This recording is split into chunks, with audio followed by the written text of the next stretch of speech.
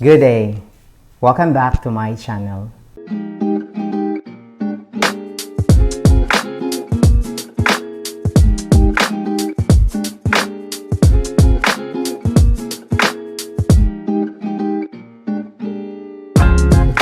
Hello, this is Dokli once again and welcome back to my channel. So I hope that you guys are doing good and despite COVID-19 and the restrictions in our movement and the limitations in our undertaking, especially in the academic, wherein there is no face-to-face interaction. I hope that through this video, I would be able to help you and guide you in your research. So for this episode, I would be talking about the importance of literature review in research writing and how to properly do literature review and how to be practical.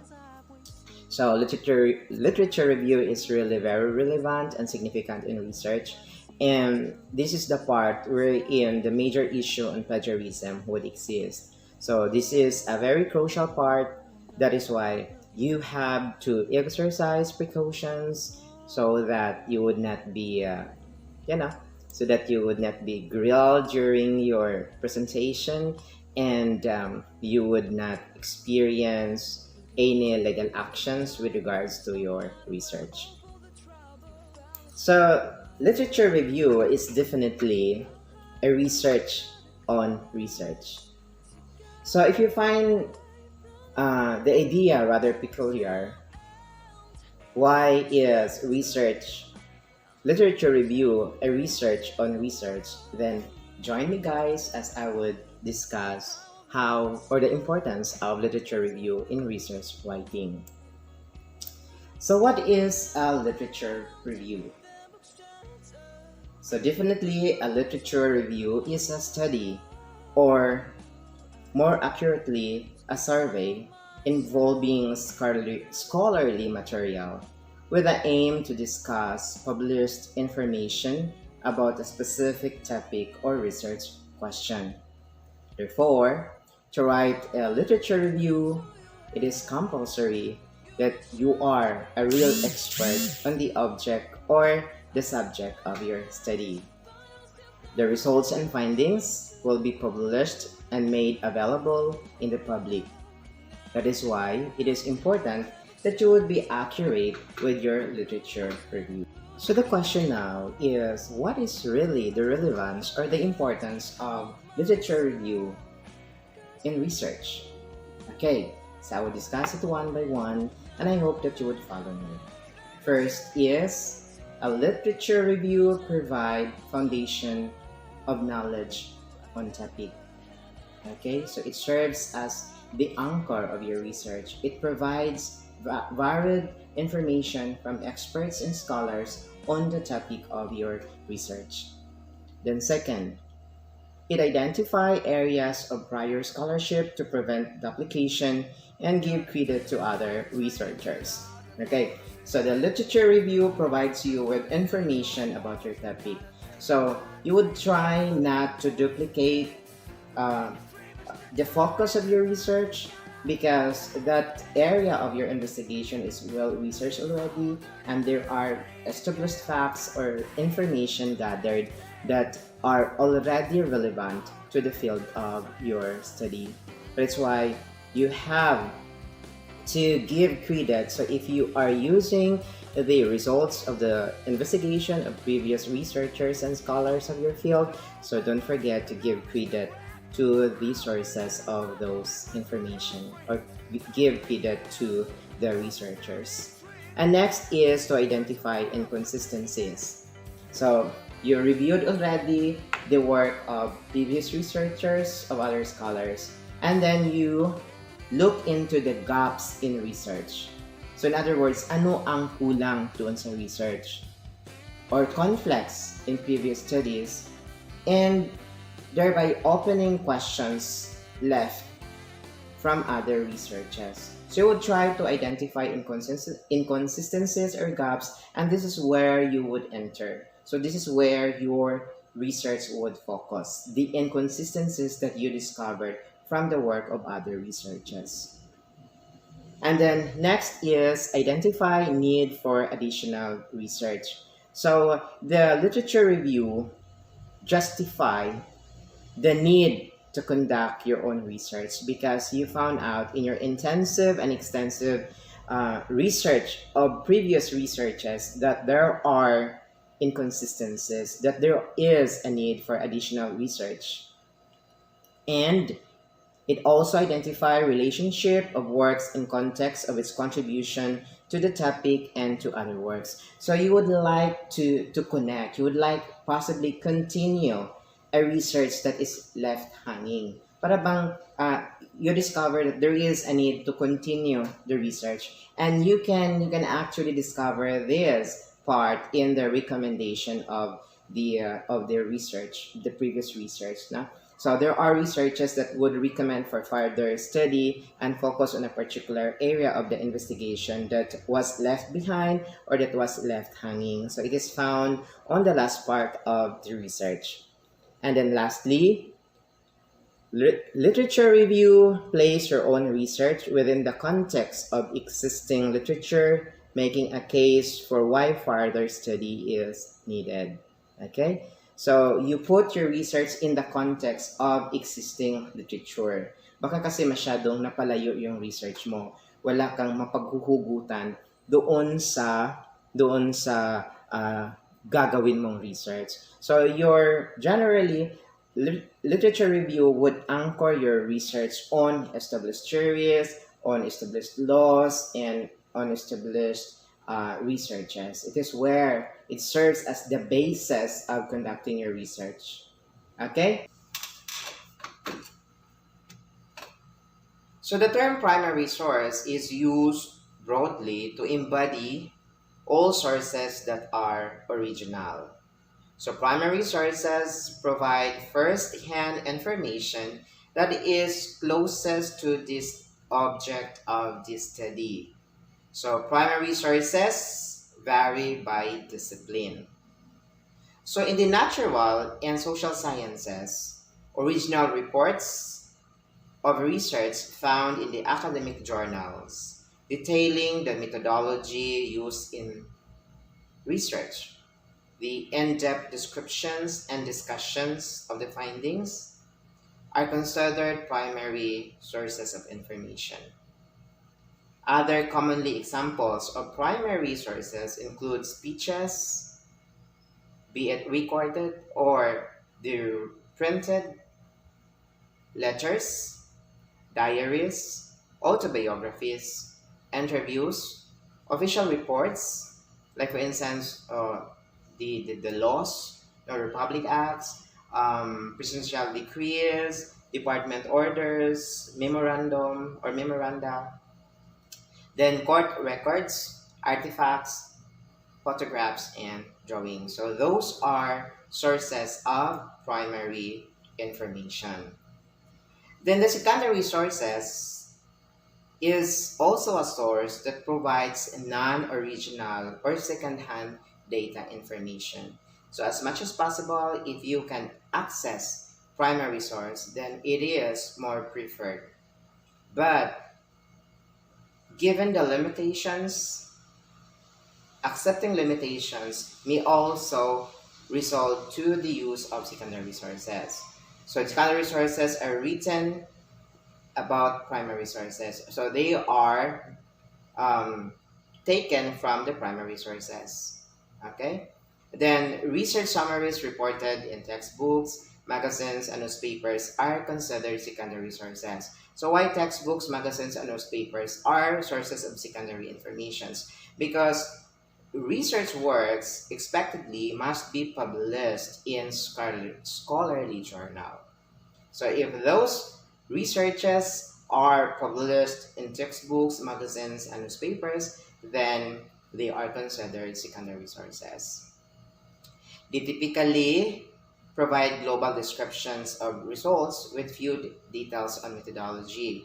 Other examples of secondary sources include biographies and critical studies of an author's work, or the review. Okay, so secondary sources focused on try to highlight relevant informations that may provide some controversies or highlight some informations that is being expected now to capture the interest of the viewers or of the readers. That's why, yeah, in most cases they would not focus on the methodology, because in research the most important thing is actually not the finding but the methodology and how the researcher followed the methodology. Okay, so that's it. So I will give you another example. So in the field of arts and design, so what is the primary source? Of course, original artwork. If you have access to the original artwork, but if you don't have access, then you would just use a secondary source like article critiquing the piece of art. Okay? Then history, for instance, the diary of an immigrant from the Philippines. So you are able to access a diary of immigrant Filipino in the U.S. during the 1930s. But if you want to use a secondary source because you don't have access, so you may use the various writings analyzing the various diaries of immigrant or migrant Filipinos in the U.S. in the 1930s. So, for instance, in literature, so primary source is the actual poem or the poem. But if you don't have access to the actual poem or poem, so you may use an article on a particular genre of the poetry. Political science, for instance, you would be using the original report from a research on the plight or the situation of the nomadic Bajau. Okay, but you don't have access, so you would just use the critique or of the study presented by the original author or the published articles in the magazine. So on the field of theater, so your primary source would be a video of the performance. But if you don't have access to the video of the performance, so you would look into the secondary sources, for instance, reviews on the actual performance. So on the field of cookery, for instance, primary source would be you would be interviewing the actual origin or the one who developed the recipe, an old woman, for instance, an old cook. But if she's dead already, so you may ask her daughters or her relatives to do a documentation. That's it, guys.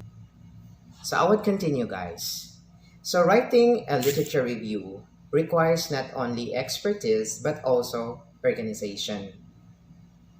I cannot teach you thoroughly about the the steps, not the rigid steps in the investigation, but I can guide you in making your literature review more practical and less time consuming, especially this time of pandemic. First is choose your topic or research questions. It should be not be too comprehensive, in the same time not too limited. You have to complete your task within the feasible time frame. So tip here is before doing or conducting literature review, you have to finalize your statement of the problem, particularly on your specific problem. So if you have three specific problems, those problems need to be answered through your research. So those three are the focus of your research. So this is where you would look into primary sources of knowledge or information about the answers or the background of those three questions.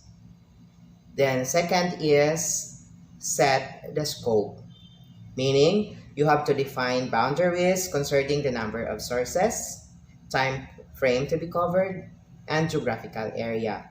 So for instance, the number of sources. So you would now ask your advisor or your teacher with regards to the standard of the school. Is it a minimum of 10 primary sources? Or is it okay to have just 5? So every school has its own standard. So in my school, I would demand 10 primary sources. Then also the time frame. Can you do literature review like 50 years ago? If you follow the timeline, literature review, you want to present what happened to the field or what happened to the area of your study 50 years ago. Is it okay for your school? Or is it just 10 years? Okay, so today is 2021, so you will start with 2011. And some schools would demand just 5 years back. So meaning more or less 2016 or some 2015, something like that. So it depends on the school and also the geographical area. Would you focus only on the local setup, on the national setup, or on the worldwide arena? Third, decide which databases you will use for your searches.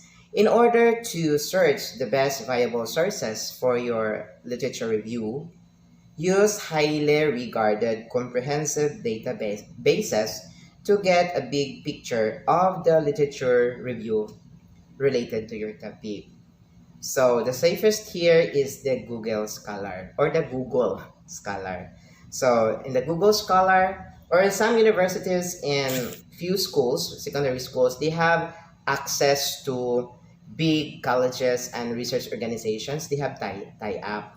But in the government schools, secondary schools, unfortunately, we don't have budget for tie-up with big libraries and big publications and big scholarly organizations. So this is really a problem with regards to identifying the primary sources of information. But you can Google or you can search in the net primary sources, because there are also scholarly organization that offers free access to their original sources. And then fourth one is search, and search.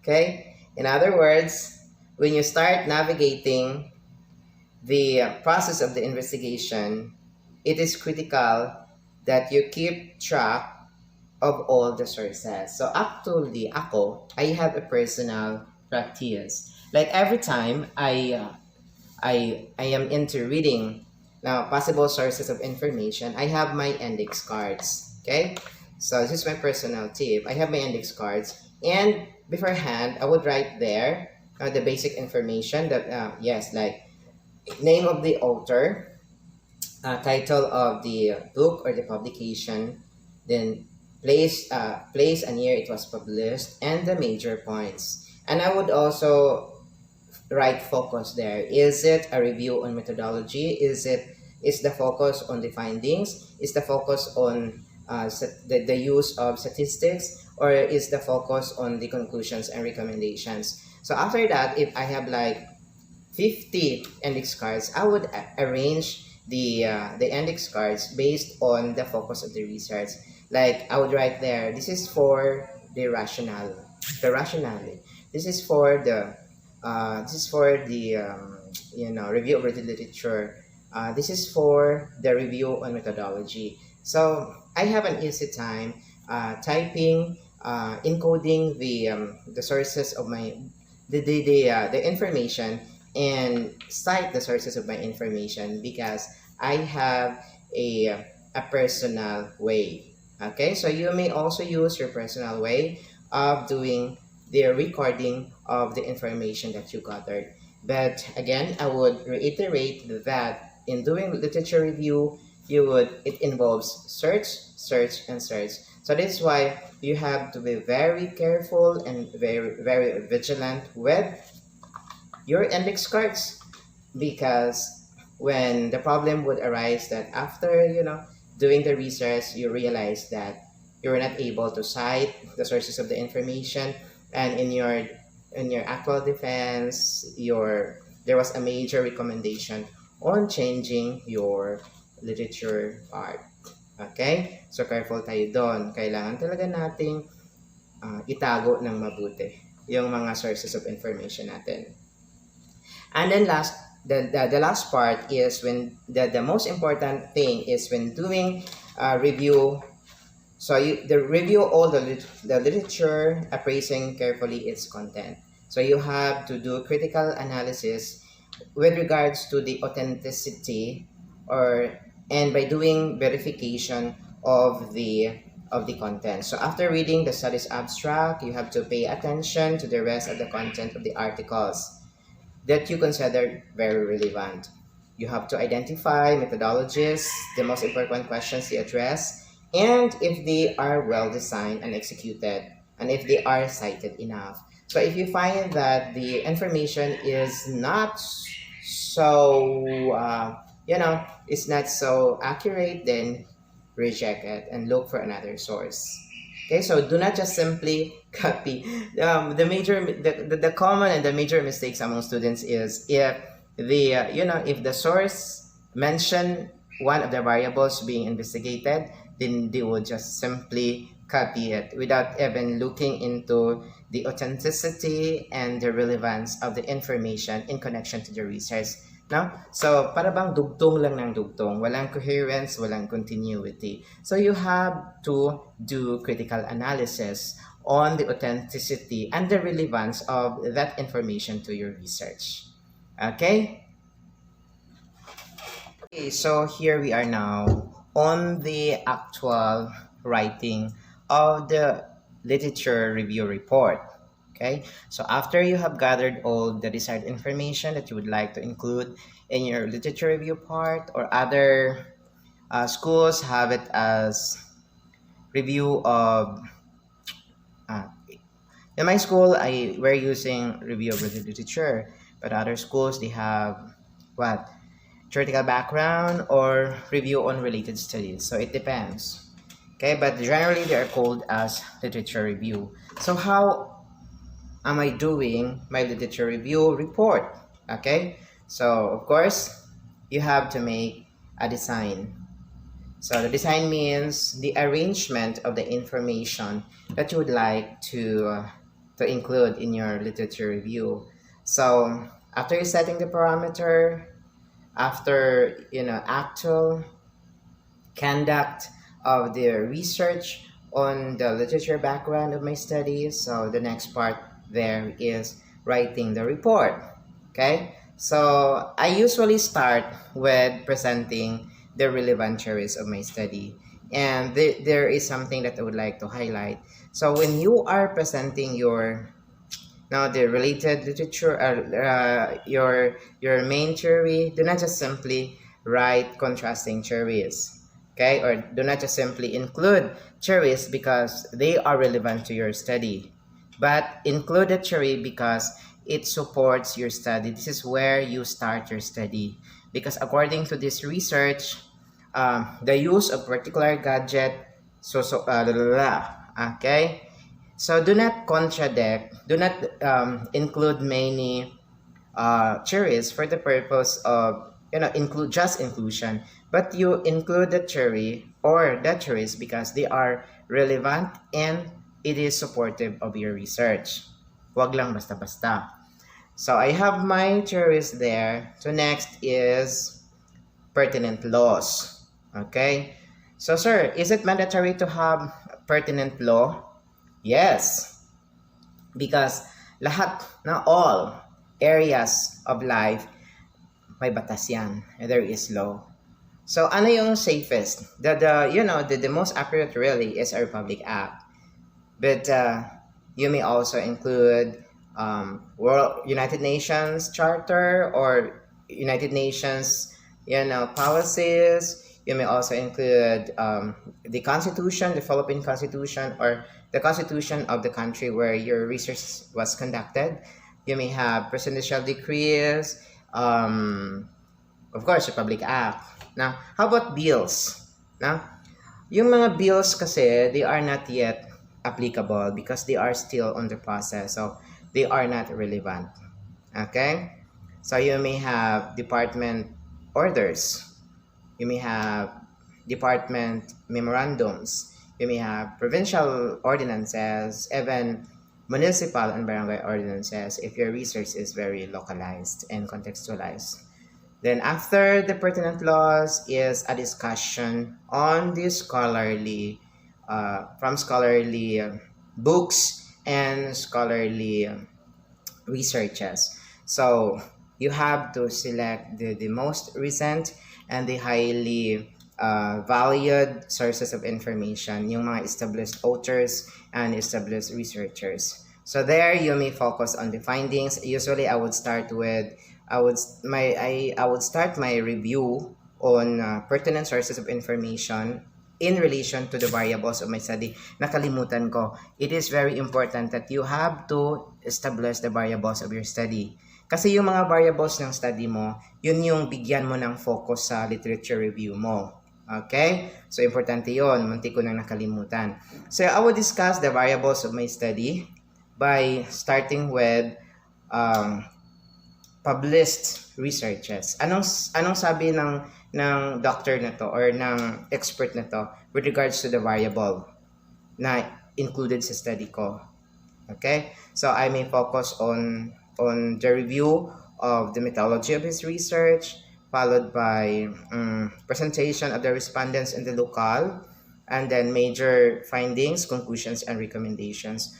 Or I might only focus on the research question, the conclusion, and the findings. Kasi the conclusions and recommendations, I may focus only on those areas.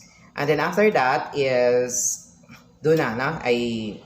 sa mga variables ng study ko, I started using or presenting the works of from the researches, published researches. And then next is yung mga sources of information from books and from journals. Those are mga secondary sources ko na. So, ganon. And then, yes, that's it.